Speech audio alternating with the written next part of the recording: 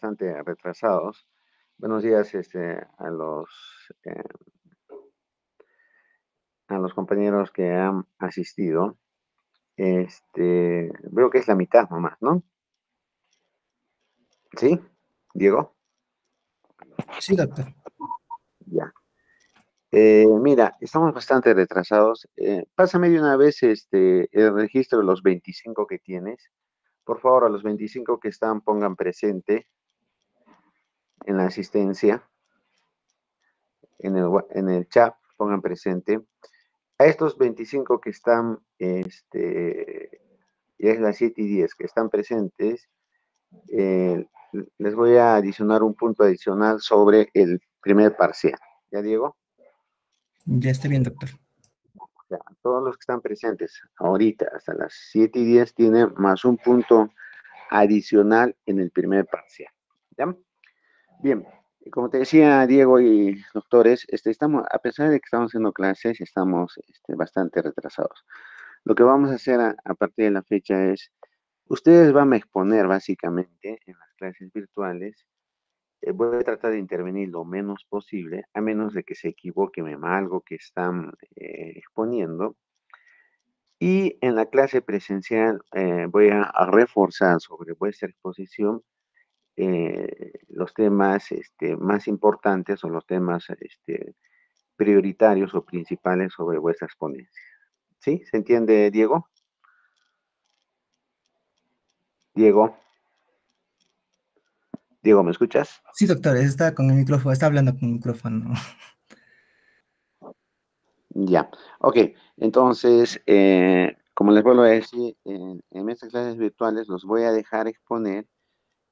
Como les digo, yo siempre estoy atento a lo que expone. Voy a intervenir a menos que cometan alguna equivocación o algún concepto equivocado. Y en la clase presencial voy a reforzar los puntos más importantes, ¿ya? Entonces, en vez de entender, Diego empieza.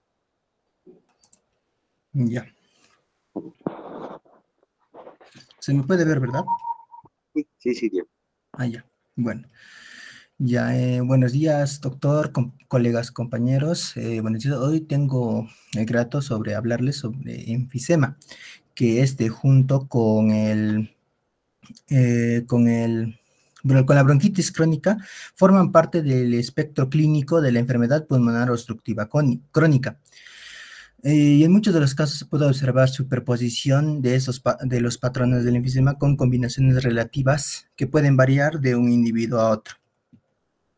En esta presentación hoy vamos a hablar sobre un breve repaso sobre la definición de la enfisema, etiopatogenia, los tipos, la clínica, las sospechas fisiológicas, semiológicas que vamos a ver de los pacientes, cómo lo vamos a llegar al punto del enfisema con el examen físico y la presentación de los exámenes complementarios.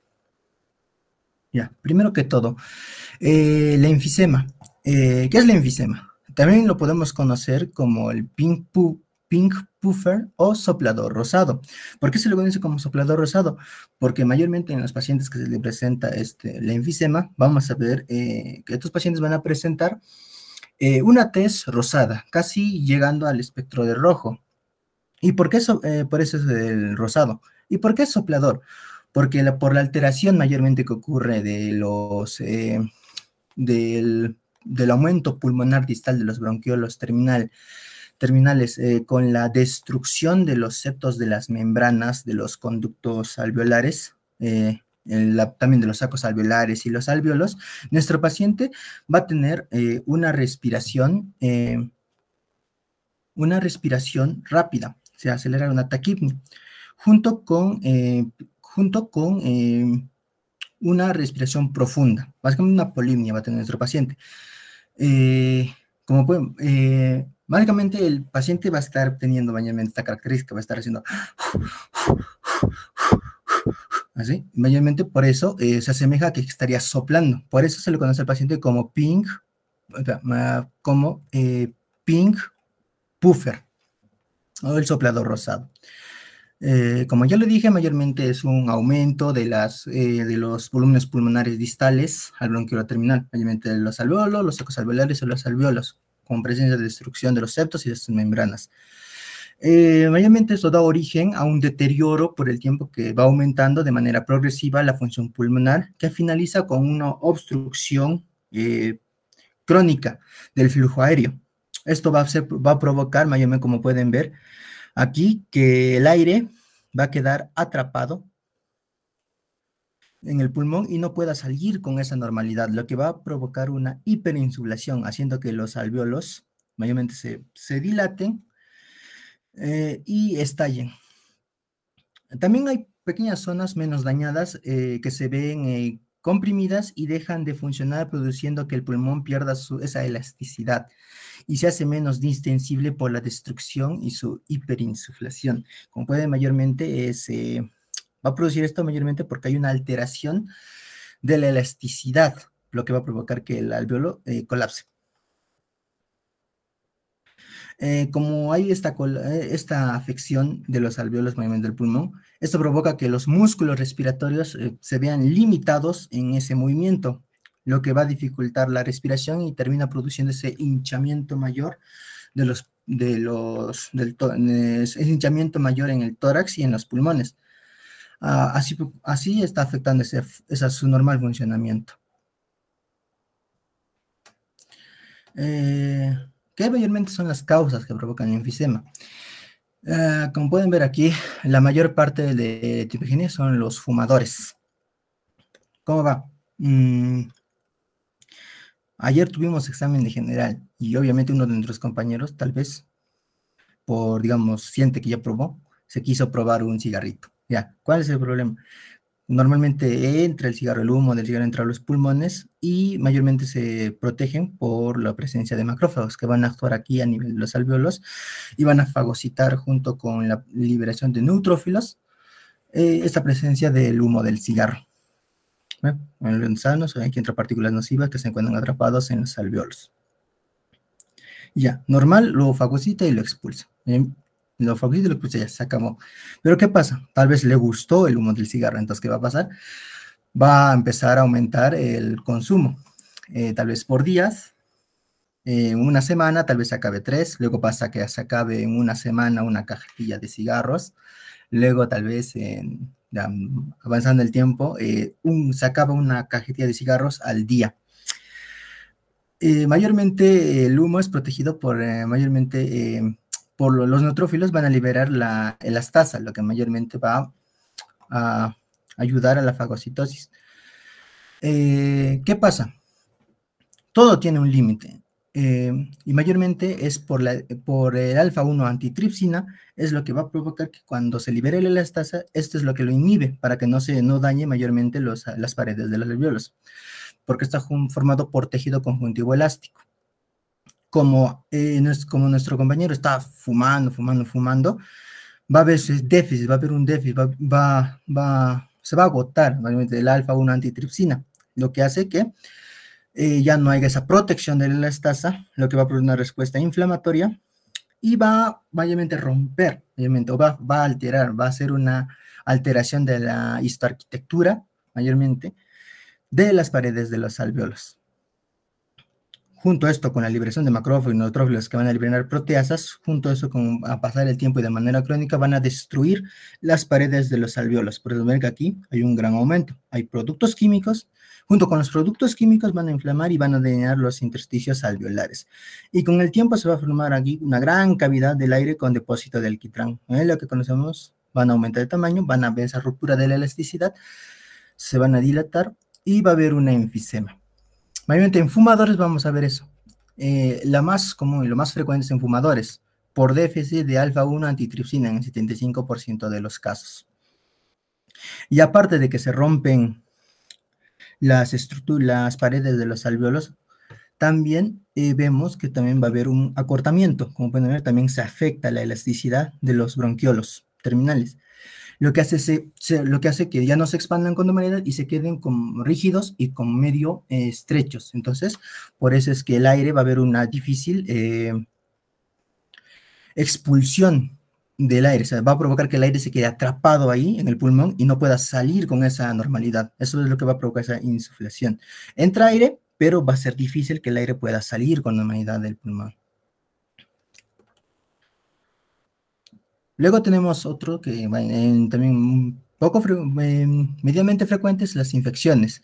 Aunque la infección no inicia la destrucción tisular, las infecciones bacterianas y víricas agravan esa inflamación que está asociada. Y en menor de los casos, en 15%, se encuentran pacientes homocigotos porque tienen de manera genética déficit de alfa-1 antitripsina. Nuestro paciente pudo nunca haber fumado, nunca haber fumado o tocado un cigarro y le va a dar incluso el enfisema por ese déficit que tiene de la alfa-1 antitripsina, o incluso nunca haber estado expuesto a humo del cigarro. O también nunca haber estado no tener ningún frecuente de una infección bronquial ni broncopulmonar.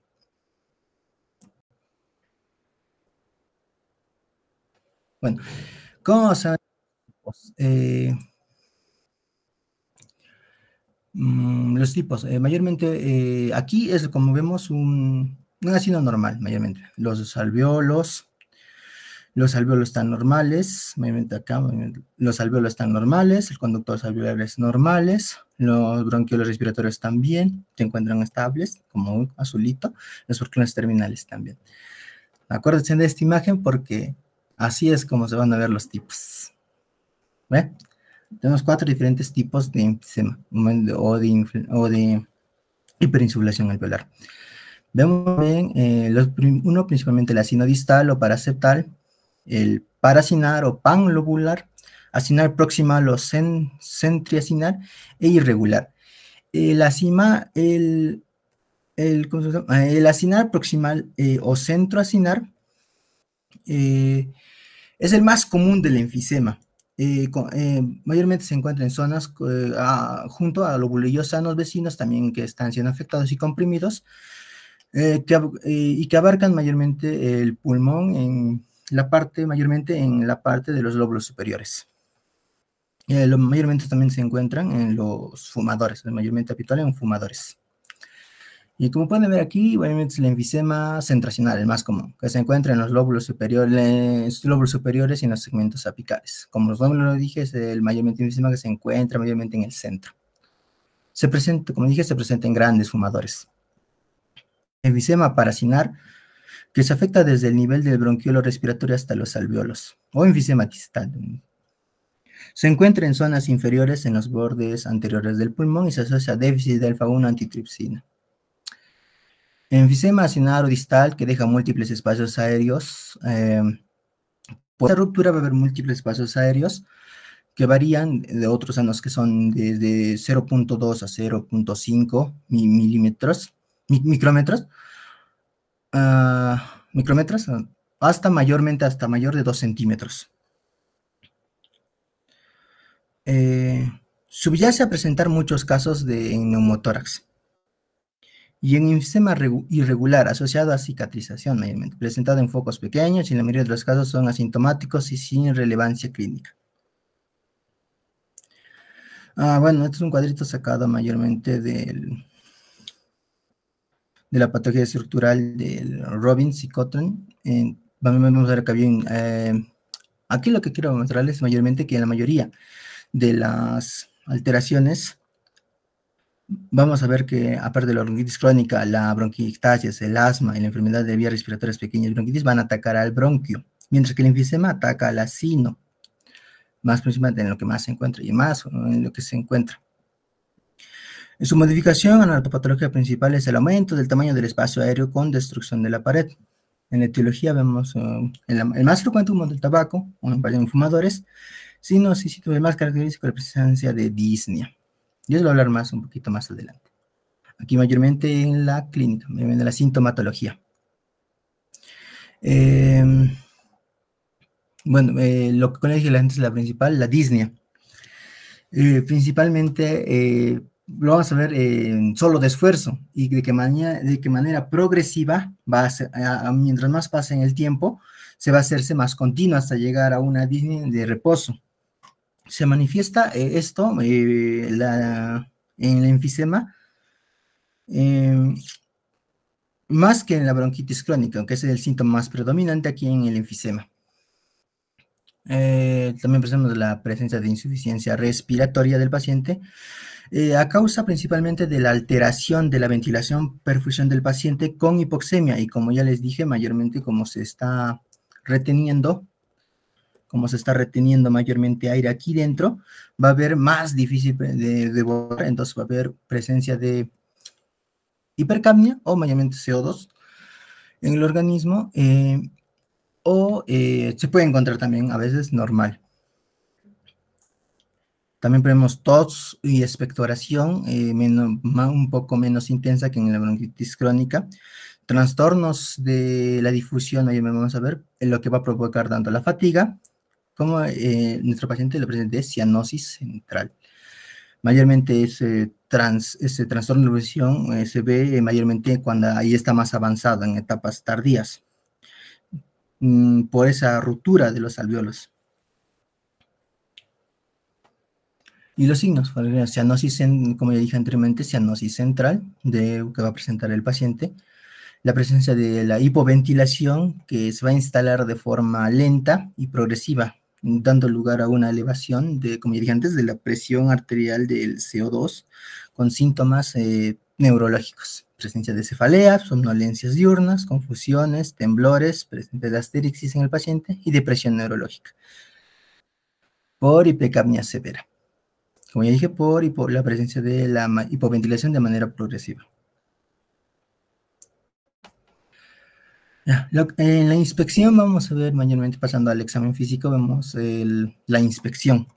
Lo más característico del enfisema va a ser que el paciente va a presentar la presencia de tórax en tonel o encifematoso, o tórax en forma de barril, mayormente. Que es un agrandamiento total del tórax, sobre todo en las partes altas. Como si nuestro paciente, vamos a ver, como si nuestro paciente estaría en una inspiración permanente, con presencia de una cifosis dorsal y una curvatura normal del esternón.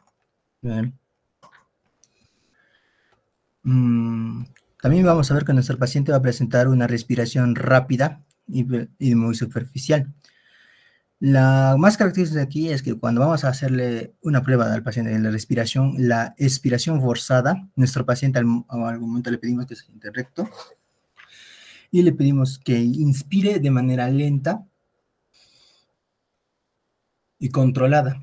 Luego le pedimos que expulse en la expiración el aire, como si nuestro paciente quisiera empañar mayormente un espejo. Así. ¿Qué pasa en estos pacientes con enfisema? Como pueden ver aquí en la primera imagen de manera lenta, lenta y controlada. Y al momento de la expiración, al momento de querer botar todo el aire, va a tener de manera impulsiva y de manera así rápida, imprevista, con esa, o sea, una inspiración. Va a inspirar de manera precipitada. ¿Sí? Va. Lo va a hacer. En la inspección, mayormente vamos a ver que va a haber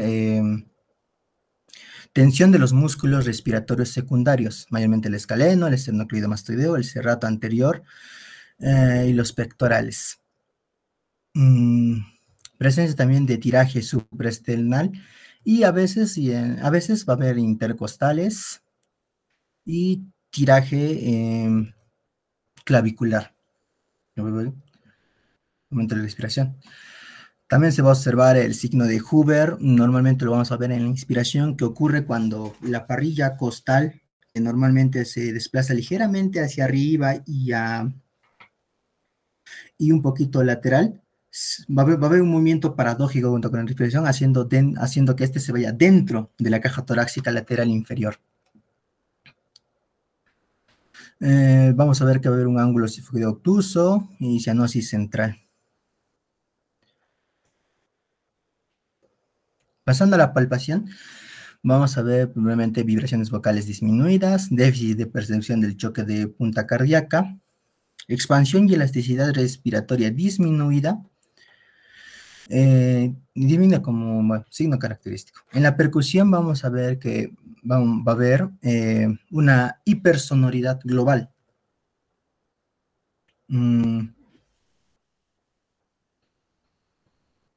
va a haber una hipersonoridad global. A veces va a presentar como un timbre especial. Mayormente lo relacionamos a que estamos percutiendo una caja de cartón, como estaríamos percutiendo una caja de cartón.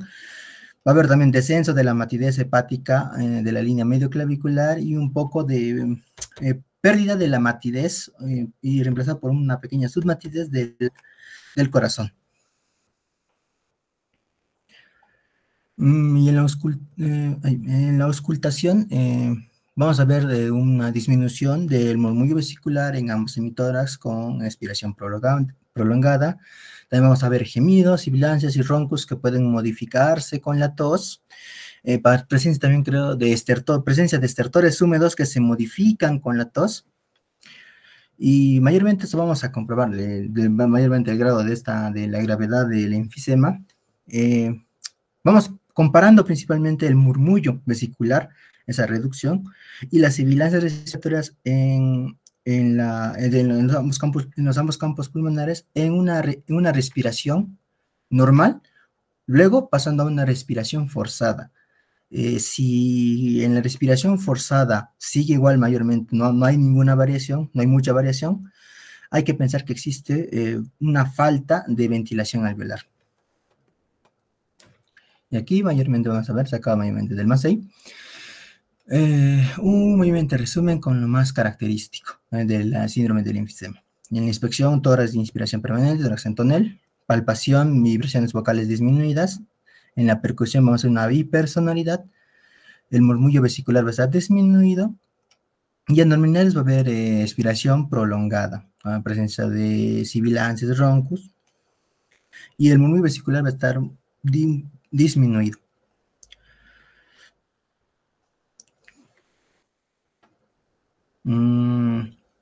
Luego, a los exámenes complementarios, obviamente que nos va a ayudar al diagnóstico. Vemos primero en la radiografía va a haber una hiperinsuflación pulmonar, como dije en tórax tonel, aplanamiento y descenso de ambos semidiafragmas, horizontalización de las costillas,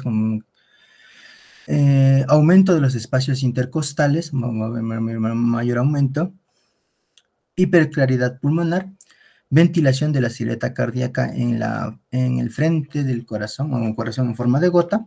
Puede observarse también presencia de bullas parenquimatosas y subpleurales, aunque eso también lo vamos a ver más claro cuando hablemos de una tomografía computarizada, que presenta mejor definición que la radiografía simple de tórax, pues nos va a permitir presentalizar eso, obviamente. Y el grado de la obstrucción del enfisema llevará a esa presencia de bullas.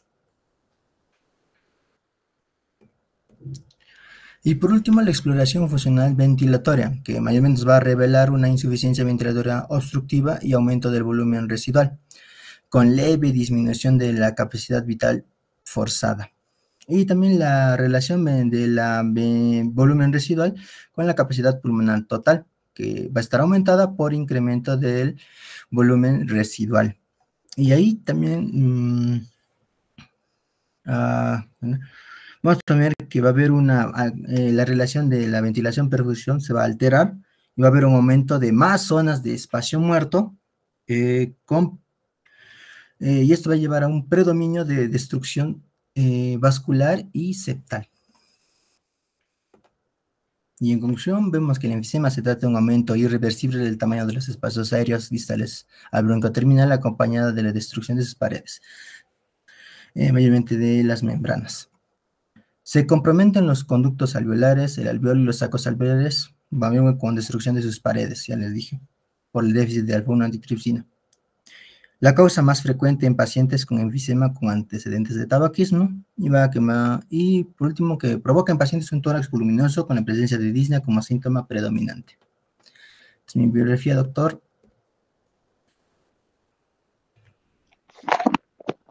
Muy bien, Diego, buena revisión. Vamos a pasar al siguiente tema. El día miércoles vamos a resolver el examen en clase, o más que resolver, vamos a ver si hay alguna duda sobre el examen. Y como vuelvo a decir, vamos a reforzar algunos puntos de lo que he expuesto Diego. ¿Se encuentra Rosalind? Sí, doctor. ¿Puedes compartir, por favor? Vamos a entrar en todo caso a lo que es el síndrome parenquimatoso pulmonar. Vuelvo a decir, doctores y doctoras, que eh, voy a tratar de intervenir lo menos posible, a menos de que esté un concepto totalmente errado. Y el día miércoles en la clase presencial voy a puntualizar algunos puntos sobre las exposiciones de los compañeros. Muy bien, Rosalía, inicia, por favor. Ya, compañeros, buenos días. Doctor, buenos días. Vamos a seguir con las exposiciones. Yo voy a hablar sobre síndrome parenquimatoso pulmonar, generalidades, y en específico sobre el síndrome de condensación exudativa. Ya. Primero vamos a hablar de lo que es el síndrome parenquimatoso pulmonar. Como generalidad vamos a encontrar de que el síndrome parenquimatoso pulmonar es el conjunto de lo que son signos y síntomas. En este caso, estos van a estar relacionados ya que van a tener una causa subyacente común para poder trabajar en lo que es el diagnóstico etiológico, ¿no? Es importante hablar también de lo que es el parénquima. En este caso, dentro de lo que es el parénquima pulmonar, vamos a encontrar dos principales, ¿no? Que son los alvéolos y los tabiques interalveolares. ¿Y por qué es importante esto? Porque las células que van a formar en general lo que es el parénquima pulmonar son aquellos que van a dar su función específica, en este caso el intercambio gaseoso, ¿no? Al hablar de los alvéolos y el tabique interalveolar van a estar relacionados a lo que son síndromes específicos, ¿no? Dentro de los alvéolos vamos a encontrar lo que es el síndrome de condensación, el síndrome cavitatorio y la telestasia. Y dentro de lo que es el intersticio vamos a encontrar lo que son las intersticiopatías. Ahora, específicamente lo que son de los alvéolos vamos a encontrar, como ya les había mencionado, el síndrome de condensación, lo que es el síndrome cavitatorio y la telestasia. Y en el intersticio, las intersticiopatías. Hablando de lo que es el síndrome de condensación, algo muy general, como podemos observar en la imagen, dentro de lo que son los alvéolos normales, existe un espacio donde debe estar contenido por aire y específicamente por la composición de lo que son los alvéolos macrófagos o las células surfactantes en sí, ¿no? Voy a hablarlo más después. Pero en lo que es el síndrome de condensación, vamos a encontrar que estos espacios van a estar ocupados, por ejemplo, por líquido, que puede estar ocupado por pus, puede estar ocupado por sangre, entre otras, ¿no? Y lo que es el síndrome cavitatorio, como su nombre le dice, cavitatorio significa que va a haber cavidades. Estas cavidades pueden estar, por ejemplo, relacionadas como un proceso o como el fin del proceso de lo que es de la tuberculosis. También puede estar relacionado con lo que son los abscesos, cuando estos van a contener otro tipo de sustancia. Y también puede estar relacionado con los quistes, ¿no? Ahora, en lo que es la telestasia en este caso va a ser específicamente como, bueno, se dice que cuando el pulmón va a colapsar, en este caso se va a dar a nivel alveolar, en este caso los alvéolos van a ser los que van a colapsar, y va a haber una menor ventilación y estas se pueden o están relacionadas específicamente, por ejemplo, a lo que son cuando hay obstrucción. En este caso puede haber obstrucción por un mucoso, puede haber obstrucción por un tumor o también puede darse por una compresión en el caso, por ejemplo, del neumotórax o en el caso de lo que es del derrame pleural, ¿no? Que podemos observar que va a haber la presencia de líquido o también puede haber la presencia de otra sustancia, ¿no? Y podemos ver de que el pulmón se hace mucho más chiquito, ¿no? Retráctil. En el caso de lo que son las intersticiopatías, las intersticiopatías está relacionada más a lo que son lo que es la fibrosis, ¿no? O enfermedades intersticiales que van a afectar, en este caso, a ese nivel y podemos ver este compromiso. Ahora, vamos a hablar de lo que es el síndrome de condensación. El síndrome de condensación están relacionadas también cuando va a existir una disminución en lo que es el líquido surfactante. Vamos a encontrar dos tipos, en este caso un síndrome de condensación retráctil y no retráctil. Dentro de los retráctiles vamos a encontrar un derrame pleural. En este caso podemos observar, por ejemplo, en la imagen, que es en una imagen radiológica, de que el derrame pleural se va a observar como algo mucho más radiolúcido, que va a ser mucho más blanco, y en el caso del neumotórax, al ser aire, en este caso vamos a encontrar vamos a observar algo mucho más radiopaco o más, no, en este caso el radiolúcido, que es más oscuro, y en el otro radiopaco, que es mucho más blanco, ¿no? Ahora, en lo que es la fibrosis pulmonar, en la fibrosis pulmonar podemos observar cómo puede haber en este caso como algo mucho más difuso, ¿no? En lo que es la radiografía.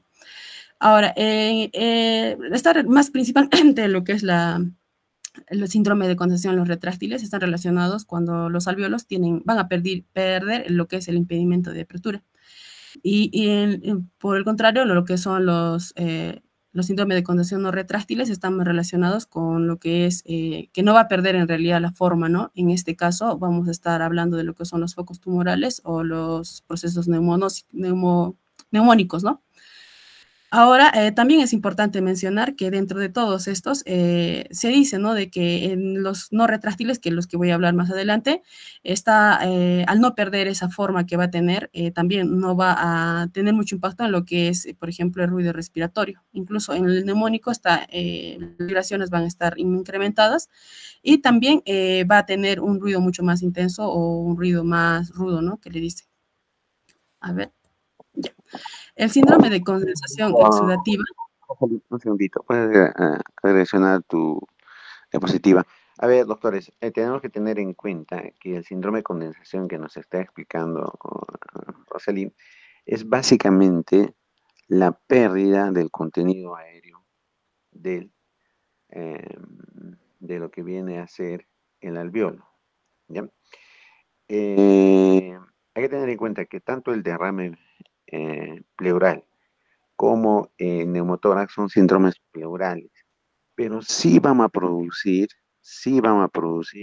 atelectasia, ¿no? En el caso por compresión. Entonces, al producir atelectasia va a haber la pérdida de el contenido aéreo. Por ejemplo, acá en el derrame pleural, vemos el derrame pleural y al comprimir el pulmón va a producir atelectasia, ¿ya? Hay que tener en cuenta que el síndrome de condensación, como vuelvo a decir, es la pérdida del contenido aéreo de los alvéolos, ¿no? Igual, en el caso del neumotórax, en la segunda imagen vamos a ver, véame ese muñón del pulmón. Debido al está comprimido y por lo tanto está atelectasiado. Lo mismo va a sufrir en la fibrosis pulmonar. Este proceso de cicatrización va a llevar a la pérdida del contenido aéreo del alvéolo. A lo que quiero llegar es a lo siguiente. Tanto el derrame pleural, neumotórax y fibrosis pulmonar van a producir síndromes de condensación, pero ni el derrame pleural ni el neumotórax son síndromes de condensación, son síndromes pleurales, ¿ya? Igual en la fibrosis pulmonar. Básicamente, cuando hablamos de condensación o de síndrome de condensación, estamos hablando de procesos como neumonía, tuberculosis, tumores que van a afectar el contenido aéreo del pulmón. Bien, continúa, Rosalind, por favor. Ya, doctor. Ahora vamos a hablar específicamente del síndrome de condensación exudativa. Este síndrome de condensación exudativa es caracterizada porque va a existir una acumulación en lo que es el exudado inflamatorio. En este caso es a nivel de lo que son los alvéolos pulmonares y lo que va a impedir específicamente una oxigenación sanguínea adecuada, ¿no? Dentro de estas podemos encontrar, por ejemplo, lo que son las neumonías bacterianas, las víricas, también podemos ver abscesos pulmonares, condensaciones pulmonares de las bronquiectasias, neumonías alérgicas, neumopatías alérgicas, tuberculosis, tumor pulmonar o infarto pulmonar. También vamos a hablar. Ya. Y ahora específicamente vamos a hablar de lo que es la neumonía. La neumonía es aquella que se considera, bueno, es una inflamación del parénquima pulmonar, en este caso por un exudado alveolar. Como podemos observar en la imagen, dentro de lo que son los alvéolos vamos a encontrar una lámina basal, un surfactante, las células alveolares tipo 2, específicamente el espacio alveolar, en el intersticio vamos a encontrar lo que es el endotelio capilar, vamos a encontrar también lo que son las células alveolares tipo 1 y lo que son los macrófagos. Y dentro de este espacio donde podemos observar que está el alveolo, vamos a encontrar, debe estar contenido en realidad por aire, ¿no? Pero en lo que pasa la neumonía, esto se va a estar contenido por líquido, por pus. En este caso, esto se va a dar por una inflamación. O sea, puede encontrar acá diferentes causas. Puede ser, que más adelante lo vamos a mencionar, puede ser virus, puede ser microorganismos, en este caso, ¿no? Bacterias, que van a hacer que exista esta inflamación, ¿no? Ahora, dentro de lo que es la neumonía, vamos a hablar de la etiología, como ya les había mencionado, ¿no? Existen diferentes agentes causales, en este caso puede ser también las que son las bacterias, la más común. Vamos a encontrar también lo que son virus, también podemos encontrar hongos, y mira, podemos observar que a través de la respiración es donde estos van a ingresar a lo que es el pulmón. En realidad vamos a atravesar todo lo que es el recorrido respiratorio y van a llegar a lo que son los alvéolos, ¿no? Y en este caso vamos a observar que va a ingresar y estos van a generar, y a estos microorganismos van a tener la característica de que se pueden multiplicar rápidamente. Entonces, al multiplicarse rápidamente, lo que van a hacer es que se van a propagar y van a generalizar este proceso, ¿no? Ahora, dentro de lo que es la fisiopatología, en la fisiopatología podemos observar que va a iniciar principalmente porque estos microorganismos lo que van a hacer, van a superar o claro, van a superar lo que son las defensas, en este caso de lo que es nosotros, que primero vamos a encontrar a nivel de lo que es en la nariz, que vamos a encontrar lo que son las vibrisas. También podemos observar que van a atravesar lo que son las barreras, en este caso de los cornetes nasales, y también van a atravesar lo que son las ramificaciones del árbol traqueobronquial. O sea, al superar esta barrera, van a atravesar y van a llegar a lo que es, en este caso, a las vías respiratorias inferiores. Y van a alterar todo lo que es la flora normal del orofaringe, ¿no? Todo el proceso. El principal que vamos a encontrar, el Streptococcus pneumoniae, en este caso, va a llegar a lo que son los alvéolos y bueno, el surfactante, o en este caso los neumocitos tipo 2, en esa sustancia tensoactiva vamos a encontrar lo que son la proteína A y D. Y estas proteínas A y D van a tener propiedades específicas, en este caso las propiedades de actividad antiviral y también las propiedades de opsonizantes, que van a darle, como se dice, la primera lucha a lo que es este microorganismo. El microorganismo a la vez va a liberar lo que es, en este caso, los proteoglucanos, los ácidos lipoproteicos y los ácidos teicoicos. Esto lo que va a hacer es va a generar ese desorden que va a haber a nivel de lo que es, en este caso, los alvéolos, y se va a generar por dos vías. La primera vía, que en este caso es la vía clásica, que podemos observarla, y la que les mencionaba de la liberación de los proteoglucanos va a ser una vía alterna. Estos se van a complementar para tener, en este caso, lo que es una función mucho más nuclear, y van a generar lo que son citocinas y lo que va a generar el proceso inflamatorio. Y podemos observar de que, por ejemplo, en el caso de la neumolicina y en el caso del IgA, la proteasa, estos dos van a tener, o sea, no va a haber una completa integración de lo que son las proteínas A y D.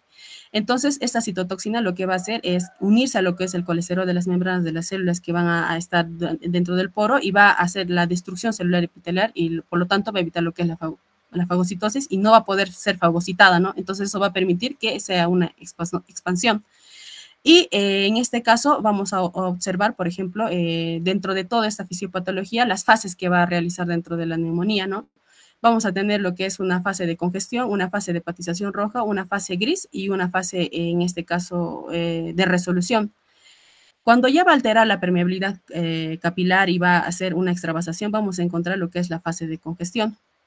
En este caso, esta fase de congestión lo que va a hacer es principalmente que esos lóbulos que van a estar afectados en lo que es la permeabilidad capilar se van a volver mucho más pesados, van a estar húmedos y van a generar una congestión vascular.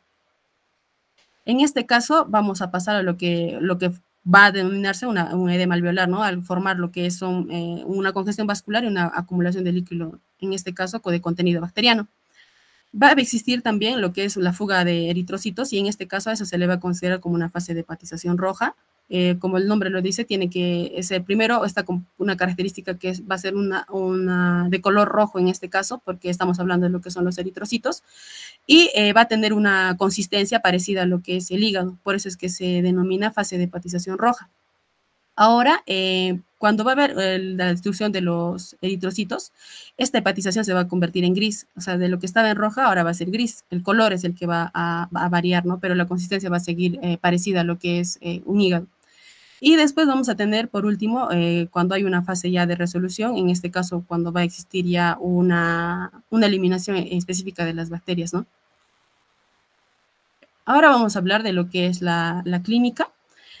Primero vamos a hablar de lo que son las fases, como ya, bueno, ya lo hemos hablado, ¿no? La congestión, la hepatización roja, la hepatización gris y la resolución. Ahora, lo que es hay dos clasificaciones. La primera, que es según la clínica, vamos a hablar de una neumonía típica y una neumonía atípica. La neumonía típica es aquella que va a comenzar de una forma mucho más abrupta y va a tener, por ejemplo, relacionada a lo que son, cuando la persona está expuesta a lo que es el frío. Y se va a caracterizar también porque vamos a encontrar, al estar expuesta al frío, vamos a encontrar como primero el escalofrío, vamos a encontrar también la fiebre alta, el dolor torácico y también podemos encontrar la tos y la expectoración. La neumonía típica, en este caso, no se va a relacionar específicamente como todo el cuadro clínico de un síndrome de condensación, sino, como su nombre dice, es atípico. Va a estar principalmente relacionado con lo que es síntomas mucho más graves de los que comúnmente hemos encontrado, ¿no? Y en este caso podemos hablar de lo que es la otra división, que es según el contexto de infección. En esta vamos a encontrar la neumonía adquirida en la comunidad y la neumonía intrahospitalaria. Dentro de la neumonía intrahospitalaria vamos a hablar de lo que es aquella que está asociada a los pacientes que van a usar el ventilador, ¿no? La clínica en general está relacionada principalmente a lo que es fiebre, taquicardia, escalofríos, sudoración, fatiga, cefalea, mialgias y artralgias. En este caso, las mialgias y artralgias están relacionadas también con lo que es la neumonía típica, ¿no? Aparte de estar relacionadas con la neumonía típica. Ahora, en el examen físico podemos hablar de lo que es la inspección, la palpación, la percusión y la auscultación. En la inspección, en este caso, primero lo que podemos observar es lo que es la fascia neumónica, en este caso relacionadas, por ejemplo, con la cianosis. En este caso vamos a encontrar en lo que son mucosa, esclerética, también podemos encontrar en lo que son la oral, en la nariz, o sea, más relacionados con lo que es una cianosis central, ¿no? También podemos observar lo que es, en este caso, en la expansión respiratoria, vamos a encontrar algo característico que esta va a estar disminuida, ¿no? En la palpación podemos observar también las vibraciones locales. La diferencia o lo más característico de la neumonía es que en la palpación las vibraciones vocales van a estar aumentadas. Y eso es lo que lo hace diferente a los demás síndromes, ¿no? En este caso de lo que es las síndromes de lo que es el parénquima, ¿no? En la percusión vamos a encontrar matidez y submatidez, que es lo más frecuente, ¿no? A través de la técnica digito-digital. En la auscultación vamos a encontrar característico lo que son los crepitantes, vamos a encontrar murmullo vesicular abolido, en este caso en la zona afectada. Vamos a encontrar un soplo brónquico y una pectiroloquia áfona, que va a ser como un susurro, ¿no? Ahora, vamos a hablar de lo que es, ya habíamos hablado del cuadro clínico en general, ¿no? Que podemos observar en una neumonía típica, pero ahora vamos a hablar de lo que es, en este caso, una neumonía intrahospitalaria, que, bueno, lo vemos comúnmente, ¿no? Cuando vamos a los hospitales, y una que va a estar asociada a lo que es el ventilador. Principalmente tenemos que recordar que la neumonía intrahospitalaria es aquella que va a ser ocasionada por un microorganismo mucho más resistente a las que comúnmente dan en la neumonía típica. En este caso, el paciente, lo principal que podemos observar es que va a tener una fiebre. En este caso, la temperatura va a ser superior a 38.4 grados Celsius. Centígrados. En este caso, también podemos observar lo que es la hipotermia, que en este caso va a encontrarse por temperaturas por debajo de los 37 grados. Y al principio va a ser como, no es específica, ¿no? Va a ser una causa no identificable, pero después sí. También es importante mencionarlo de que esta está relacionada con el tiempo de hospitalización. Al decir que es una neumonía intrahospitalaria, tenemos que recordar de que está relacionada desde el momento en el que el paciente ingresa al hospital, ¿no? Si el paciente ha ingresado al hospital, según lo que menciona, ¿no? De que tiene que haber pasado por lo menos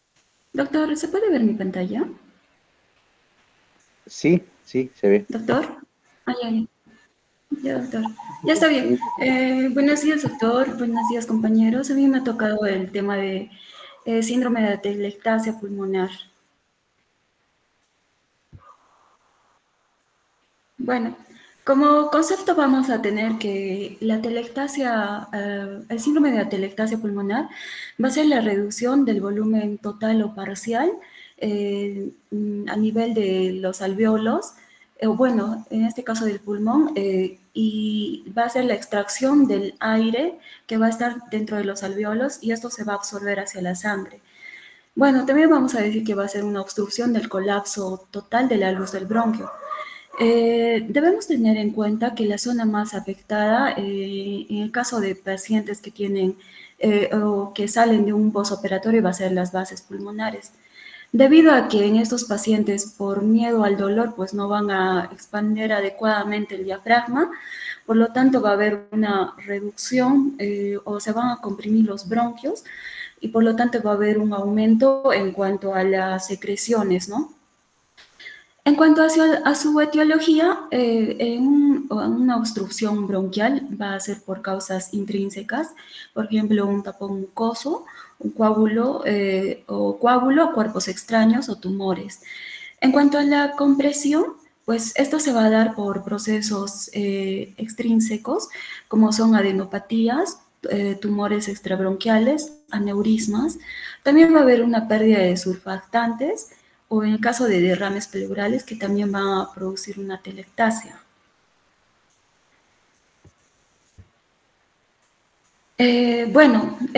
Existen diferentes tipos de atelectasia.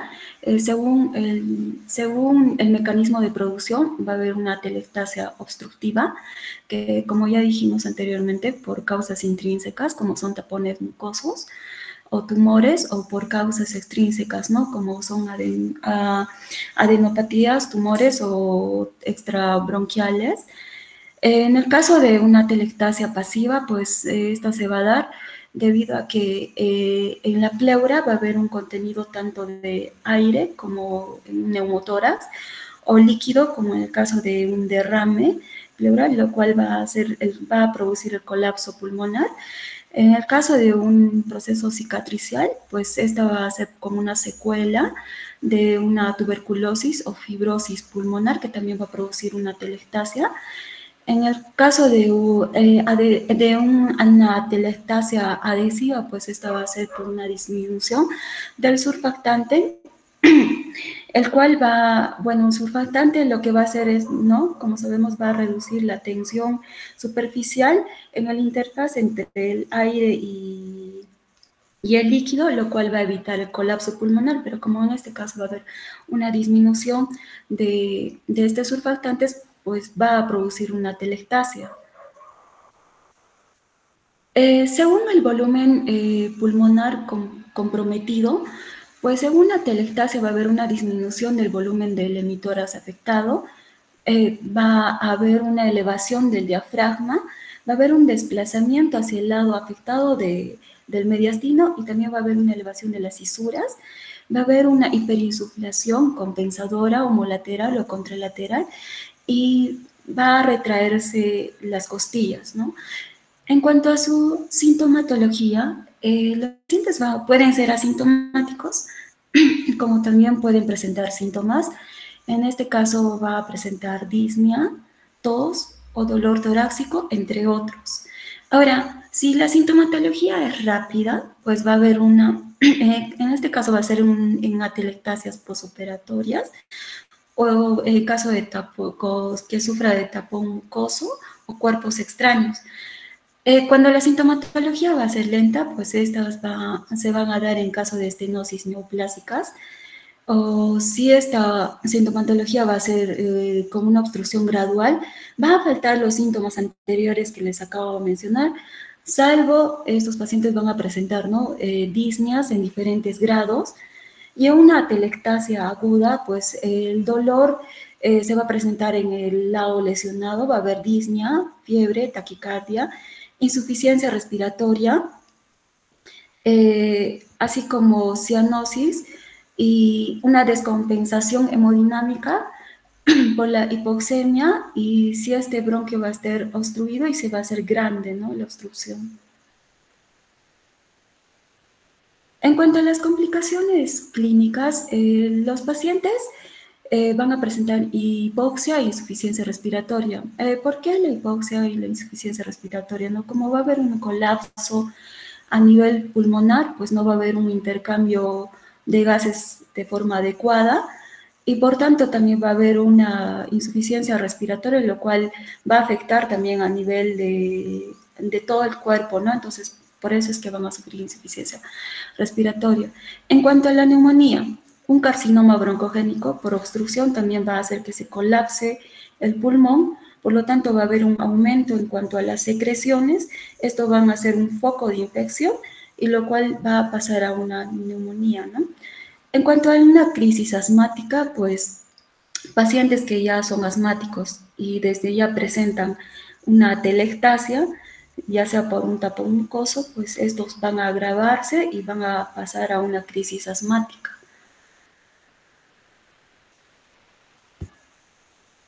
En cuanto al examen físico, en la inspección va a haber una disminución de la movilidad respiratoria, va a haber una retracción del hemitórax, va a haber una desviación de la tráquea hacia el lado afectado.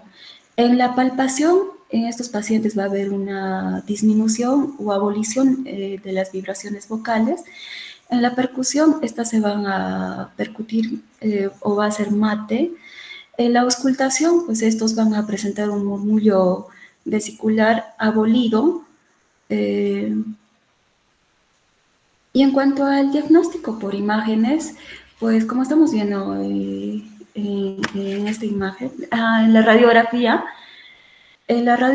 pues vamos a ver opacidad en el lado afectado.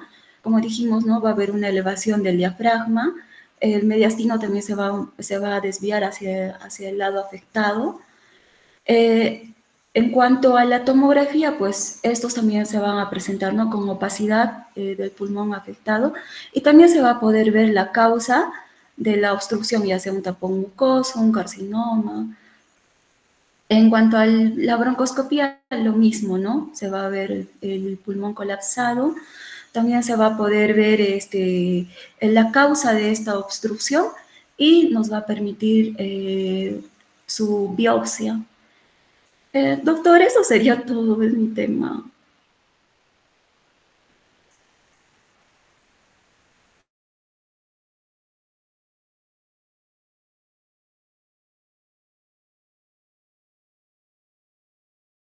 Ok, Nori, estaba hablando con el Ay, ya. micrófono.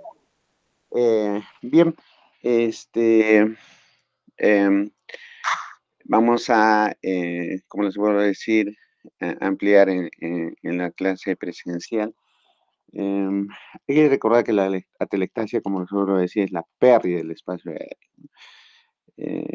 Vamos a tener diferentes procesos que llevan a esta pérdida del espacio aéreo, ya sea por compresión, ya sea por obstrucción, que lo vamos a ver, vamos a ampliar o reforzar en la clase presencial. Está Ana Gabriela Ligas. Doctor, buenos días. ¿Sí? Buenos días. Entonces, continuando con estos procesos de pérdida del espacio aéreo, vuelvo a decir, el reemplazo del contenido aéreo del alveolo por otro elemento. Hemos visto que en el síndrome de condensación es un elemento purulento, es una secreción inflamatoria purulenta. En la atelectasia no es reemplazado, simplemente el aire desaparece, y ahora nos va a hablar Ana Gabriel sobre lo que viene a ser el tema de los lo que viene a ser la opacidad pulmonar segmentaria por pérdida de volumen, ¿no? Empieza, por favor, Ana.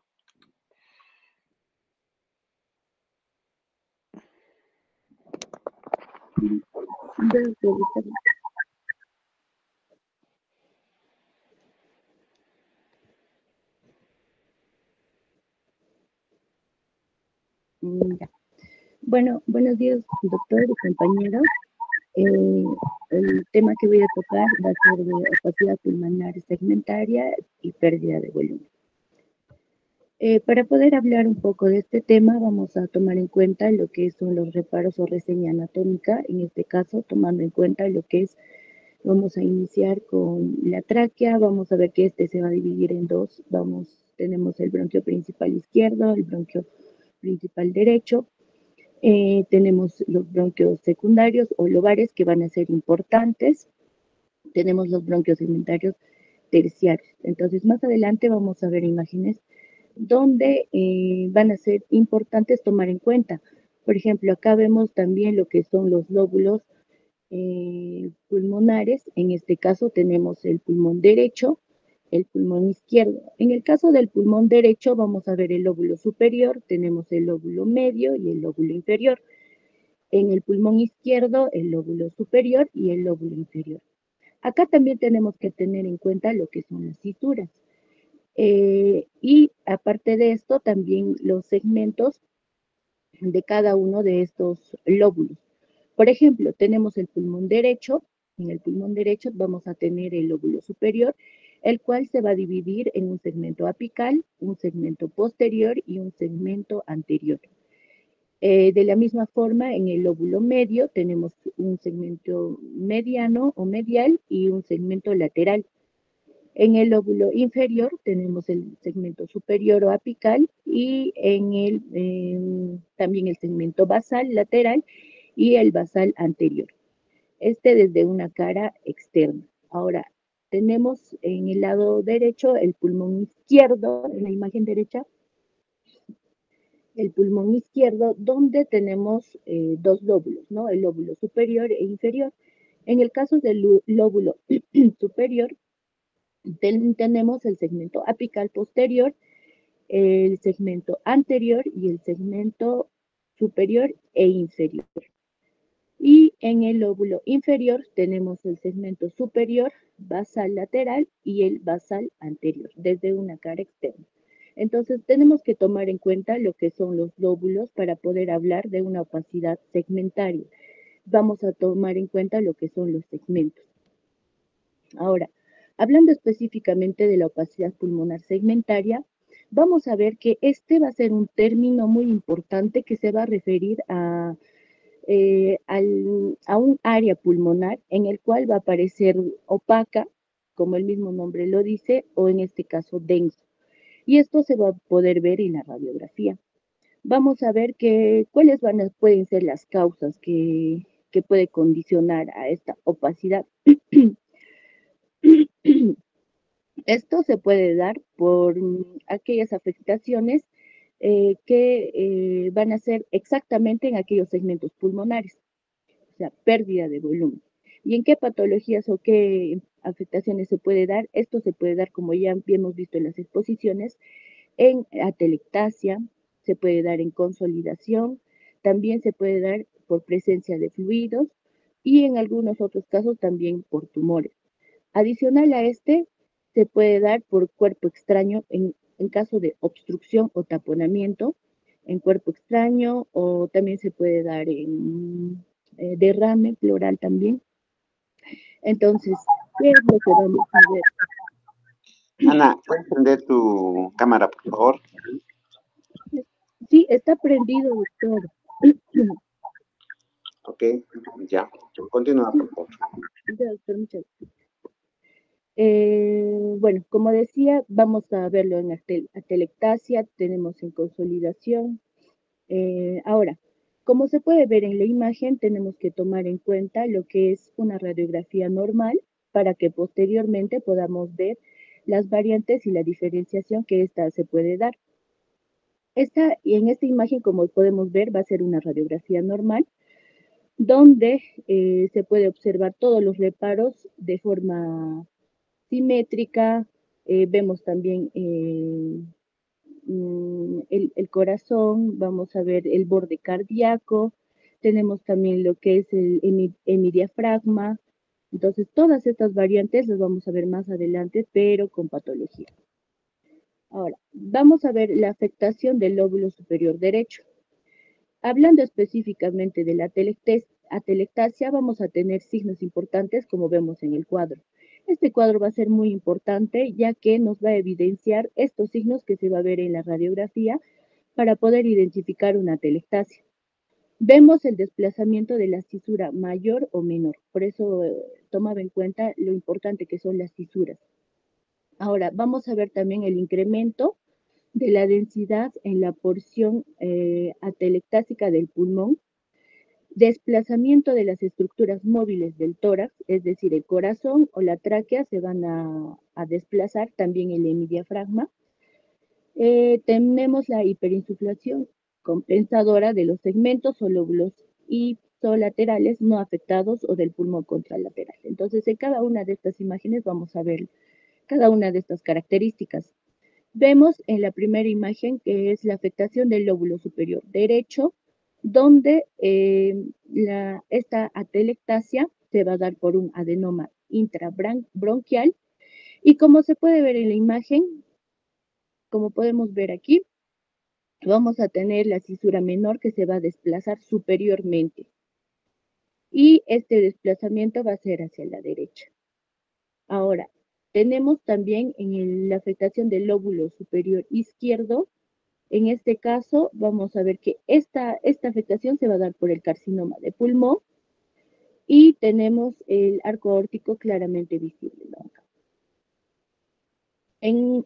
Tenemos adelante, aquí vamos a tener otro ejemplo. En este caso tenemos la afectación del lóbulo medio derecho, el lóbulo medio derecho, donde la atelectasia del lóbulo medio derecho vamos a tener una vista frontal en la imagen A y una vista lateral en la imagen B.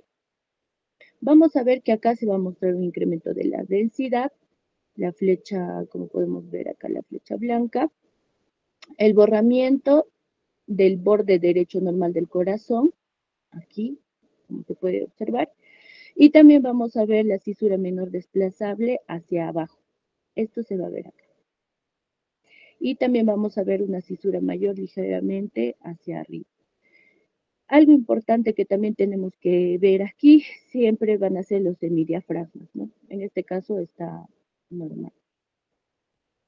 Lóbulo superior izquierdo. Acá vamos a ver que en esta radiografía se va a dar por el carcinoma, afectación del carcinoma en el bronquio del lóbulo superior izquierdo y esto se va a dar por obstrucción completa del mismo bronquio.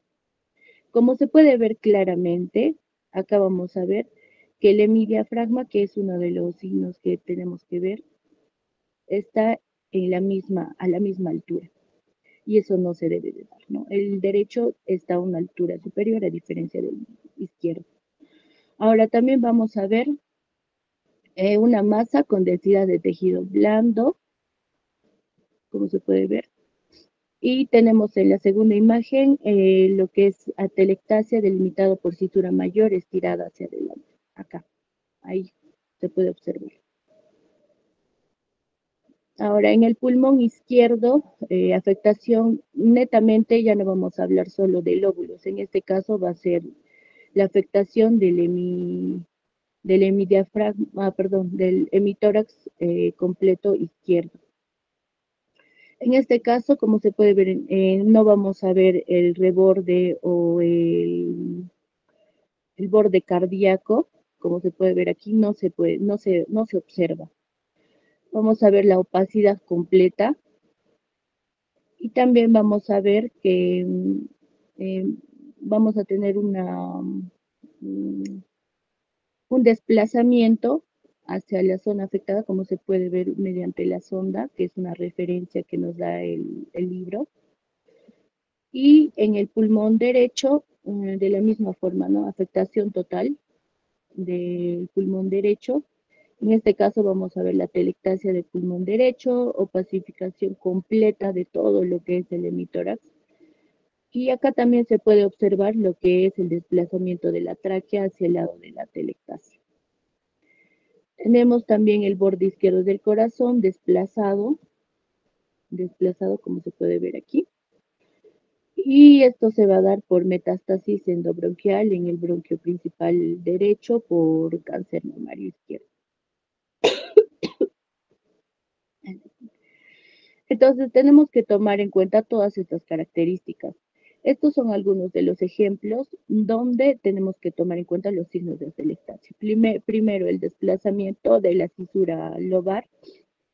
En el caso de que la afectación sea solo lobar, vamos a tener lo que es también el desplazamiento de las estructuras, como hemos visto, ¿no?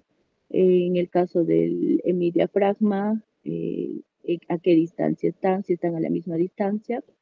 También vamos a ver lo que es el borde cardíaco, en este caso no se puede observar. Vamos a ver también lo que es la desviación de la tráquea, que es también muy importante. Y este va a estar como jalado hacia el lado. Eso sería todo, doctor. Gracias. Bien, muchas gracias, Ana Gabriela. Como siempre te digo, más me acuerdo tu apellido que tu nombre. Bien, muchas gracias, Ana Gabriela. Vamos a quedar aquí. Voy a coordinar con el delegado cuando volvamos a hacer las clases virtuales. El día miércoles vamos a resolver el examen y puntualizar algunos puntos sobre los que se ha expuesto hoy día. Antes de salir de la sala del chat, por favor pongan o marquen su asistencia en el chat. Nos vemos, doctores, que tengan un buen domingo. Buenos días.